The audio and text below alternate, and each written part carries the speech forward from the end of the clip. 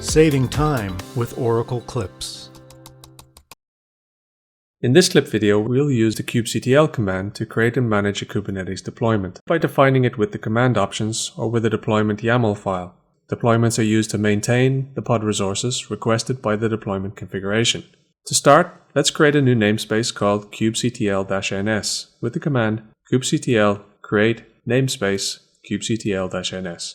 The command kubectl get deployments --namespace with the namespace name displays deployment information associated with just this namespace.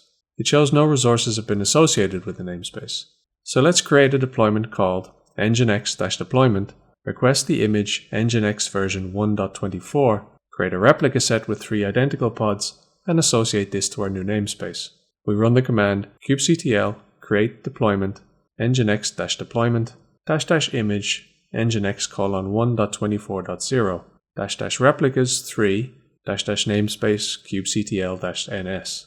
Again with the command kubectl get deployments, we now see the new 3-pod deployment created, status of the pods, and time since deployment.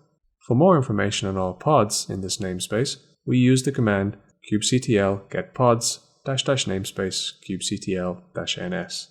Next, instead of using the kubectl command options to specify the deployment, we'll use a pre-configured YAML deployment file. First, let's use the command kubectl delete deployment nginx-deployment --namespace kubectl-ns to remove the current deployment so we can create it again. A file called deployment.yaml has already been created and is configured to produce the same deployment. Here we can see its contents with the more command. You can read more about deployments and their specifications at this link. First, let's verify there are no pods with the command kubectl get pods and our namespace again.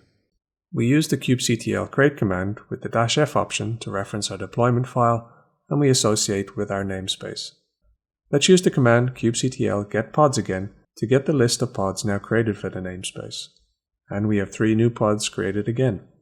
So now we've seen how we can define and create our deployment using the kubectl command and its options, or by using a correctly specified YAML deployment file. To finish off, let's perform some cleanup and delete our deployment again. But this time we use the command kubectl delete -f, referencing our deployment file again and the namespace. So that's a quick look at using the kubectl command to create and delete Kubernetes deployments with the command options or with a deployment file. You can see more clips here, and don't forget to subscribe to always get the latest.